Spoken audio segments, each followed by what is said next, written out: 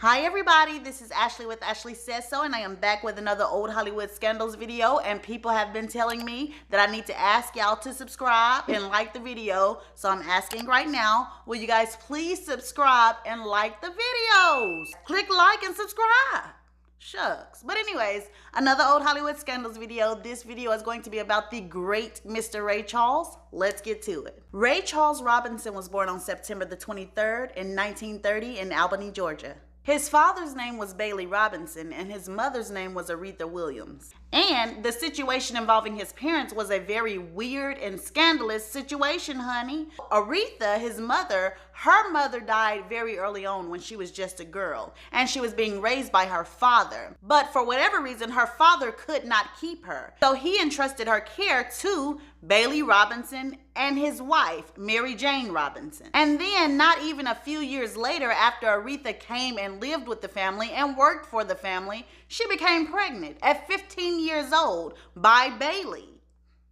And I'm telling y'all, the situation was just scandalous, honey, because as soon as Aretha was showing and everybody knew that she was pregnant, she left Greenville, which is where she was located, and had to go to Albany with other family members, and that is why Ray Charles was born in Albany. Now, after he was born, just a few years later, she came back to Greenville, and it got even more weird because she moved in with Bailey and his wife, Mary Jane. And Mary Jane must have been a very, very forgiving woman because she kind of just welcomed Aretha in with open arms. And she also took on Ray Charles like that was her son. I don't know what to make of this situation, but I will say that it seems like men that lived back in that day got away with a lot because it seemed like women didn't mind sharing these men. Like, not only about this tale, I've heard plenty of tales from the 30s, the 20s, the 40s where men would be living with their wives in a home and have a mistress that was living next door to their wife and be their wife's friend. Like, the ladies would hang out and be cool with it, and he just going from house to house. And I don't know why life was like that back then, or why these women gave these men that much power. I mean, I know they providers and all that kind of stuff, but you're not finna do me sitting up here, got me living in this house, and you messing with my friend over there in the next house? But anyways, Mary Jane and Aretha got on like sisters. And like I said, they shared the responsibilities with Ray. And Aretha became more of a disciplinarian to him. You know, she got him in trouble. And Mary Jane was like a comforter. You know, she'd be like, oh, come here, baby. Aretha, leave that boy alone. Come here, boo. Give me some sugar. You know, she was that kind of woman. Now, here's the thing with Bailey, Ray's dad.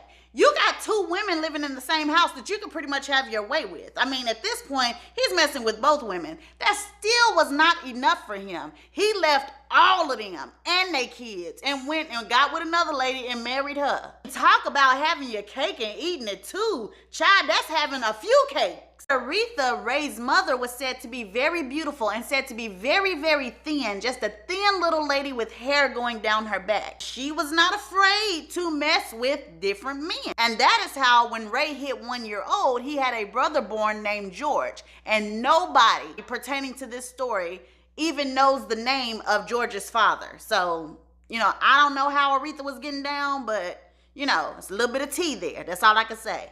Around this time, life was really fun for little Ray. Mostly he would play in the fields and run in the woods with his cousins. He was also very interested in the mechanics of things. He wanted to learn about machinery. He said he would watch engines, like look inside and try to see how things work. He also enjoyed running down the street to Wiley Pittman's Red Wing Cafe. Now, Wiley Pittman is a man who had great influence over Ray's life.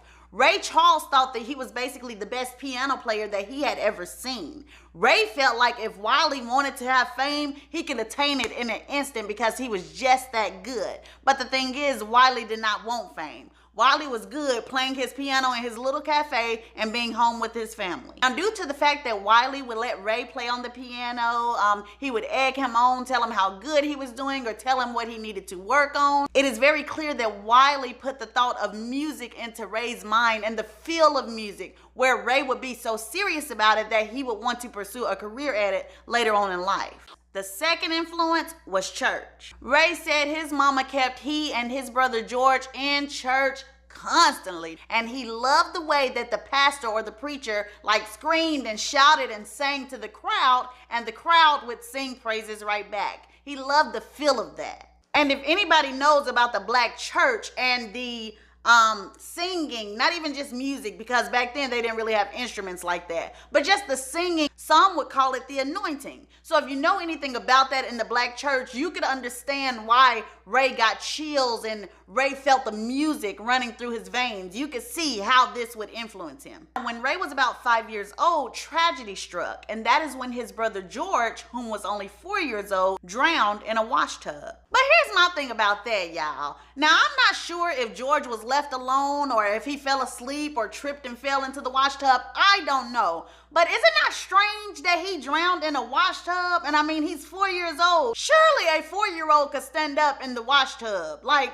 unless they were really, really big and I'm making a mistake. But it seems like you would be able to stand up out of the water unless he just panicked and he couldn't get a grip. You know, I don't know what the circumstances was, but that just always was a little bit weird to me. What y'all feel about that in the comments? Whatever the case, I do know that Ray spotted him in the tub and he tried to lift his brother George out of the water. I mean, by that time he was probably dead weight. His clothes were soaking wet, you know, and Ray was only 5 years old, a year older than him. So it was too hard for him to pull him out of the water. And this disturbed him and bothered him. And he kind of felt some guilt that he wasn't able to help his brother for the rest of his life. And right after or right before George drowned, Ray had started to lose his sight. And it was just pieces at first, like small blackouts and things like that. But at the age of 7, he lost his sight completely. And the official cause for this was said to be glaucoma. At this point, Rita has lost a son. She has another son that has gone blind. She is having trouble taking care of herself, both physically and mentally. She is not in any condition really to deal with a child that's blind. You know, she cannot give him what he needs. And unlike the sources that say she sent him away only for his benefit, also it was because of her benefit too. You know, she was just having a tough time. She was a single mother. She was very young. She was still grieving the loss of her son, George. She just did not have it together enough to hold on to Ray, you know what I mean? And she probably tried to teach him everything that she knew or tried to help him how she could, but in the end, she was overwhelmed. And that is why, as soon as he turned 7, when he lost his vision, she sent him away at 7 years old. So Ray is sent off to the Florida School for the Deaf and Blind, and that is in St. Augustine, Florida. And he stays there from the year 1937 to 1945. While he's there, he learns to read Braille. He also learns to play classical music and other genres of music. And also while he's there, he learns what the good is because he loses his virginity at 12 years old. And when this happened, this really sets off a course of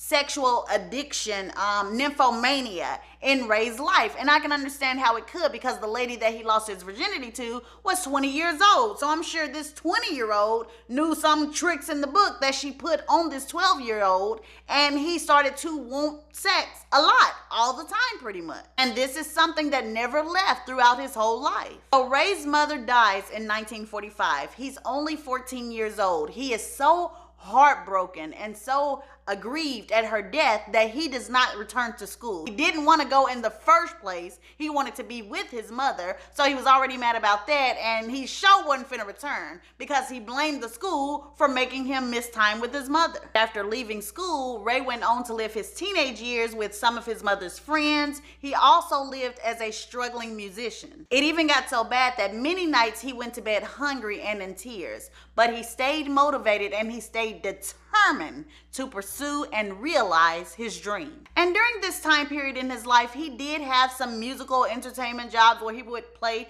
piano for different groups and play piano for different shows, but it was never anything big. And that's mainly because he was trying to be Nat King Cole. And y'all know how that go. When people come out and they try to be somebody else, the public ain't got time for that. Ain't nobody checking for Ray, Nat King Cole, Charles. They're just not. And I'm guilty of feeling this way about Sierra. I know this is off subject, but baby, I ain't gonna lie.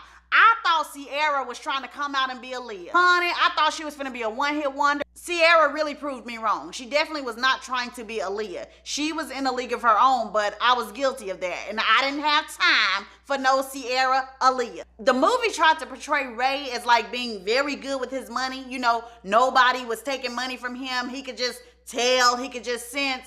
Child, these folks done told me that Ray wasn't keeping up with his money like that. They got robbed plenty of times, and plenty of people did him dirty, which is believable. To me, that's more believable than what the movie tried to portray it to be. I mean, come on, this real life. He was a blind man. He was traveling pretty much by himself, or a blind teen traveling by himself, trying to do things that dealt with a lot of money.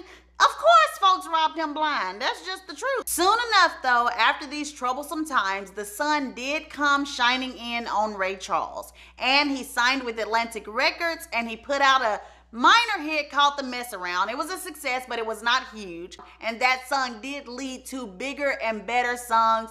And Ray Charles became the superstar that we know him as today. So let's get to the scandal. Mr. Ray Charles was definitely a sex, drugs, and rock and roll type of man. This man had women everywhere. And when I say everywhere, baby, I mean everywhere. You hear me? So after that lady did what she did to him, Ray really, truly enjoyed himself. And he wanted it more and more. And the only way to get that is you got to get the woman. You know what I'm saying? So Ray refined his flirting skills. Like, he was a Mac Daddy of the Mac. He was another one of those cats. He knew how to flirt and touch and feel so well that some of those women didn't even believe he was blind. Honey, they couldn't believe it. They had to lift up his shades and see, because they like, ooh, baby, you touching me too good. And sources say that thing about him touching up the arms of women to see if they were pretty or see if they were attractive, they said that is true. He would touch on the women like that to see if the woman was good looking or not. But hold on, I'm laughing already, but I'm finna tell y'all why. Child, somebody in the comments said that the little touching thing must not work that good, because they said they saw a couple of his baby mamas and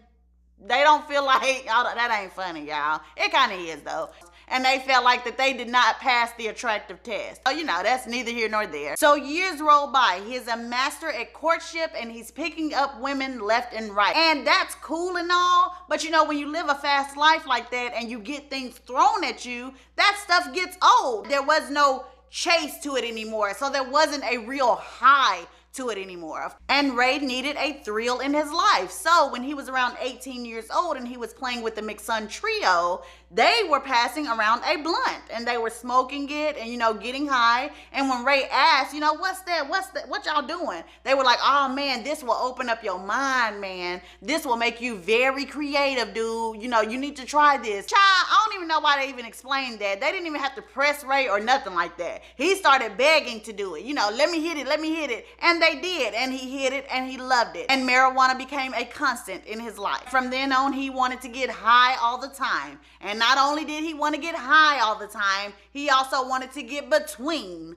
some things. And that's just what he did when he met Louise Flowers. And soon he became a father to a daughter named Evelyn Robinson, and the year was 1949. But it seems as though his relationship with Louise Flowers was not serious, even though they had a child together, or he or she must have been doggish to the other one, because he left her soon after that and he married another lady. Her name was Eileen Williams, and their marriage lasted from 1951 to 1952, and they did not have any children. And some people say that this marriage did not last that long because Ray didn't really want to get married. They said that he was one of those guys very much like Sam Cooke. Sam Cooke was another one of these guys. To get the woman to flatter her, to give into him, and to give him what he wanted, he would be very quick to say, you know, come on, baby, I'll marry you. I'll make you my pretty little wife, you know, to get what he want, and then he don't want to be married no more. Just fling around broken promises that they don't have any intention on keeping. And I'm just speculating on this, but from what I saw, he wasn't necessarily in love. He just wanted what he wanted. But see, if that whole thing about using marriage as a tool is true, he stopped that little mess after he married Eileen Williams, because with her, she called him on his bluff. You know what I'm saying? Okay, you gonna marry me? Dude, let's get married then. He never did that little marriage bluff ever again. And honestly, he didn't need to, because the next serious woman that came into his life, he was truly and deeply very in love with. And that was Della Beatrice Howard. They met in 1954 and they got married on April the 5th, 1955. And come on, let's get into a little bit of tea now. ass, because that movie tried to make it seem like Della B was just, oh, so holy and, you know, praying and everything all the time. And the woman probably was saved and in church and all that kind of stuff, but she was backsliding like a mother sucker, honey, because she was out here fornicating. You know why I say that? Because they got married in April 1955 and had their baby in May 1955. I ain't taking no holiness away from nobody, but I am gonna say that she backslid on that. So Della B gives birth to their first child, and that child's name was Ray Charles Robinson Jr.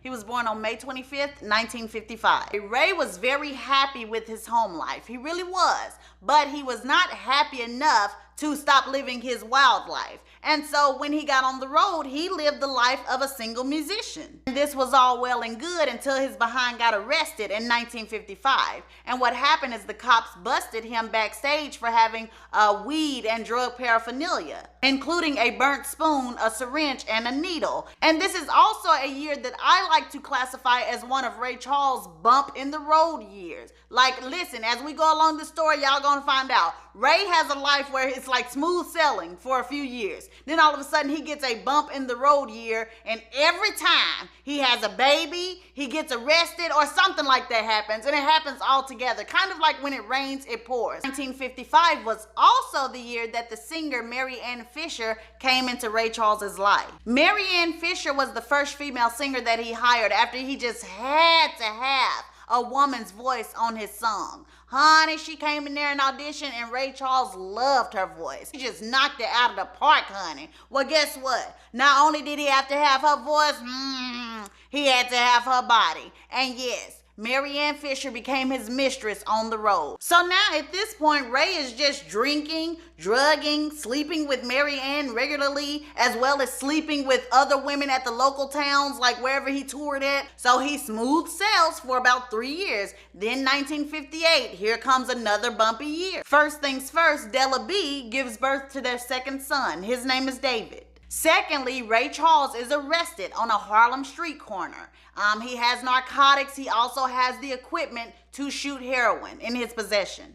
Thirdly, the Raylettes, including Margie Hendrix, enter his life on a permanent basis of being his background singers. Fourthly, Marianne Fisher leaves Ray's life. She does not want to deal with this any longer. And you know why? It's because she saw Margie Hendrix and Ray Charles was about to start something. Like, he started in on Margie immediately. And I feel like that had a lot to do with her singing, and that really attracted him because he knew that they could make magic on a record together. So when that happens, they start to record together more. They start to practice together more. They're spending a lot more time to each other. And of course, it turns intimate. And Marianne Fisher is not about to deal with this. And so she leaves, which I understand, more power to her. Listen, let me tell you something. After Marianne leaves, Margie Hendrix becomes his road wife. And listen to that carefully. Not his road mistress like Marianne was. She becomes his road wife, literally. This man spends every waking moment with Margie Hendrix. They are together all the time. She shares in his joy as well as his sorrow. She shares in his happiness as well as his pain. That is pretty much his wife.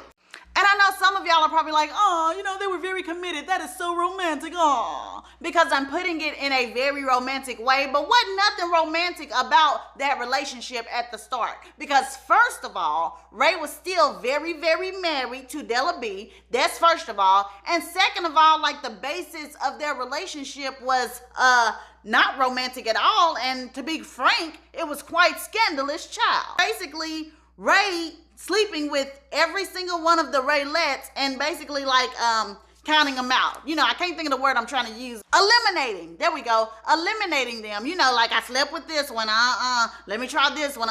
This one. You know, going through all of them to see which one is best. And I'm sure Margie won because maybe she was better and also she had the voice. But ain't nothing about sharing a man and letting him eliminate all the women until he get down to you. There's nothing romantic about that. Anyway, Margie and Ray are together. Ray is obviously on heroin, very heavy at this point. point. Margie, somewhere along the line, gets on heroin with him. I feel like this is how Margie got hooked on drugs. He was using it, and Margie did want to enter into his world. Let's say you're having a very passionate night with your mate. Y'all both want to drink. Y'all both want to get into the groove, and she wanted to share that moment with him. So she started shooting up as well. That's what I feel about it. And they had a lot of intimate, wild nights together. And on one of those intimate, wild nights, Margie Hendricks got pregnant. And on October 1st, 1959, she gave birth to a son named Charles Wayne Hendricks. So with the birth of this son, Margie felt even more like Ray should choose her. She felt like, you seem to be more in love with me anyway. You know, I am the one that you spend all the time with.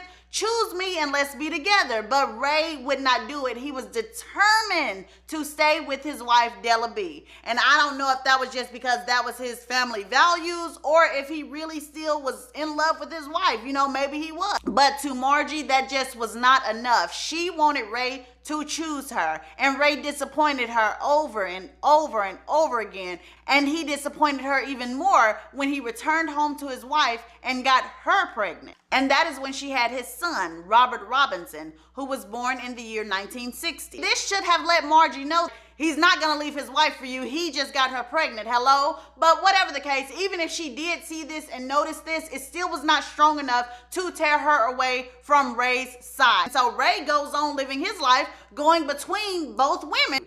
Ain't nothing cute about that, but honey, he didn't have no shame in his game. And you know why? It's because Ray Charles by this time is putting out hit records. He is fast becoming, or has already become, a star. And y'all know what comes along with being a star. Women that probably would have never looked his way, now they all over him because he got some money. But child, Ray didn't care that they was there for the money, because you know why? He was looking for the honey, and he got plenty of honey. One of the sad things about it is that he's not treating these women like one night stands and, you know, just being done with them, stuff like that. He's out here creating permanent ties with these women. One of those women was named Mae Mosley Lyles, and she definitely had a permanent tie with him. It was a daughter named Renee Robinson, and she was born in 1961. He had a son by Margie in 1959, a son by his wife in 1960, and now you're having a daughter in 1961, 3 children in 3 years. Now that's still not as bad as Teddy Pendergrass, who had 3 children in 1 year, but still though, come on, Ray.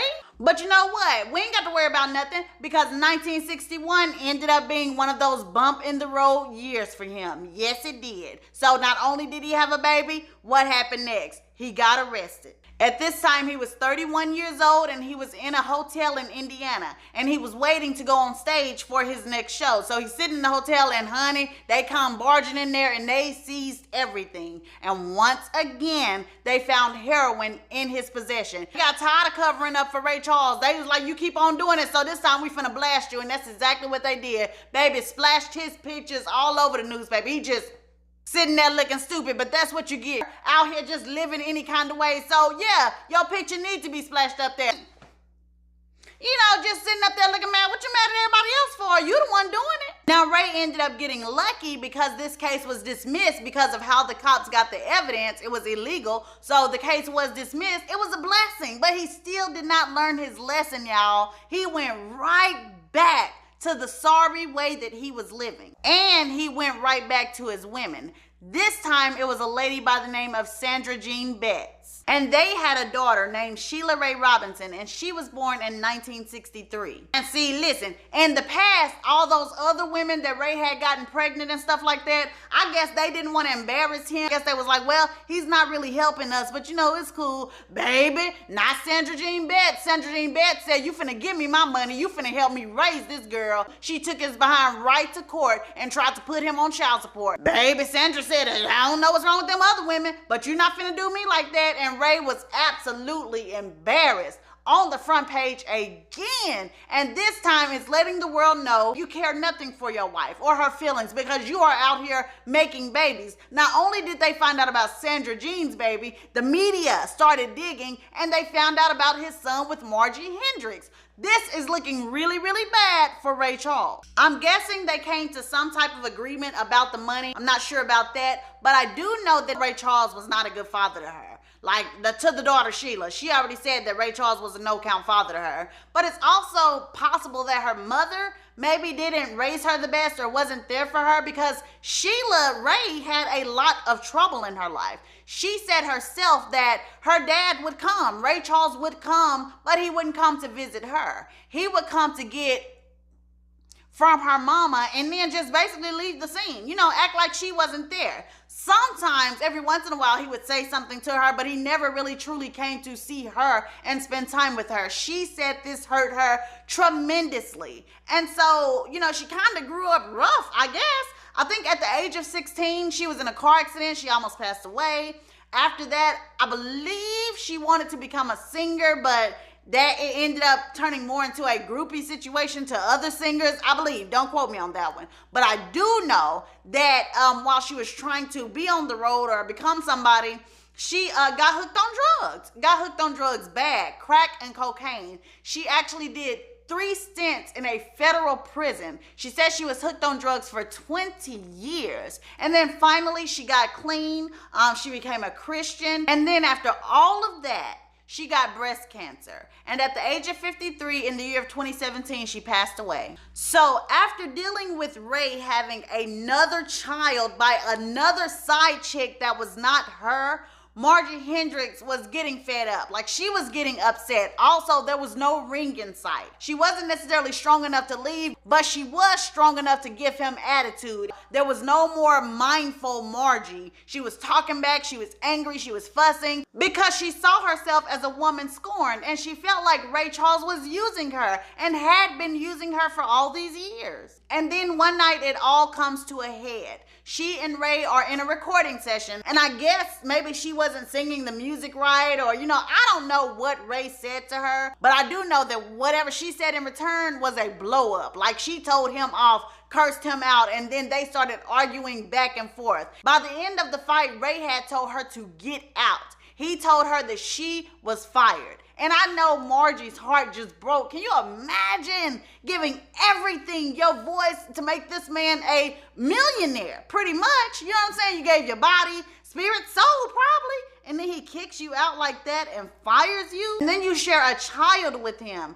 And he still don't respect you enough to try to talk it over or anything. He straight fires you and kicks you out of the group. That is hurtful. And not only was he doing Margie wrong, it said that he was doing everybody else wrong. He started feeling himself, started smelling himself a little bit, talking to folks any kind of way like they always do, treating people wrong. Got rid of a longtime friend that was his manager. That guy's name was Jeff Brown. And he was the one that Clifton Powell played in the movie where he got fired and Ray was like, you broke my heart, man. You broke my heart, or whatever. He was that guy. And people were whispering saying dang, did you have to fire him like that?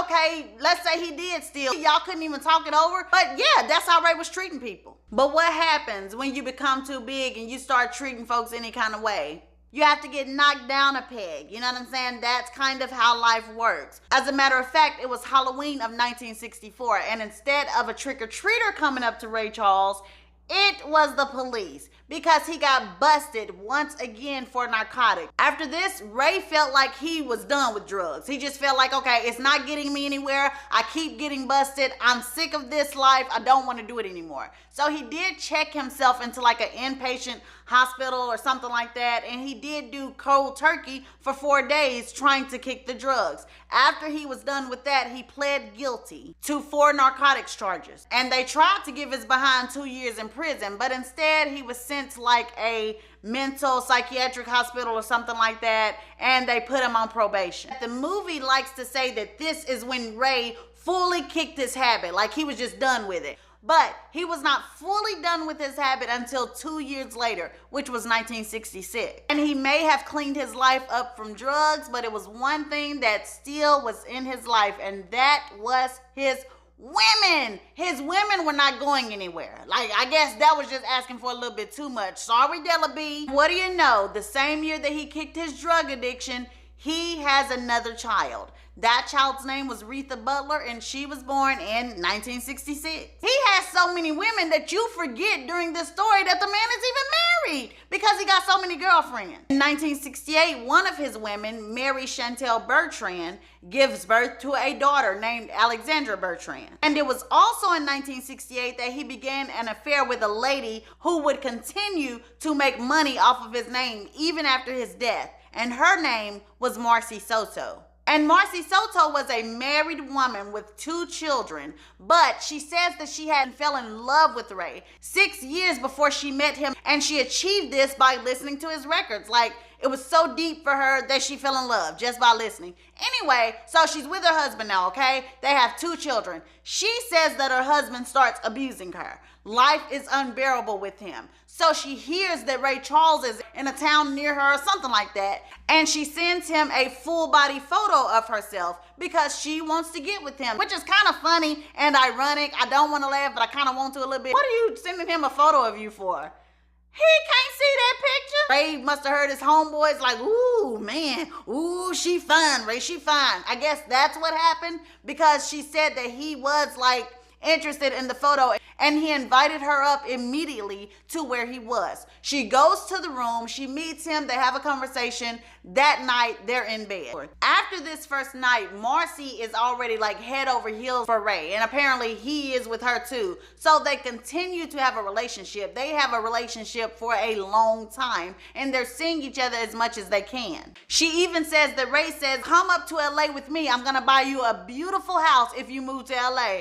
Child, that woman said she got her and her 2 kids to LA. Ray gave her $50 and told her to go rent an apartment, child. Even though he had gypped her like this, and he was obviously very, very cheap and wasn't planning on spending no real money for her, she was still unfazed by this. She moved into that apartment and she stayed being with him. Not only did she stay being with him, over time she got possessive. You know what I'm saying? She looked at Ray like he was her husband, like he was her man. She was like, yeah, I know about Della Beatrice.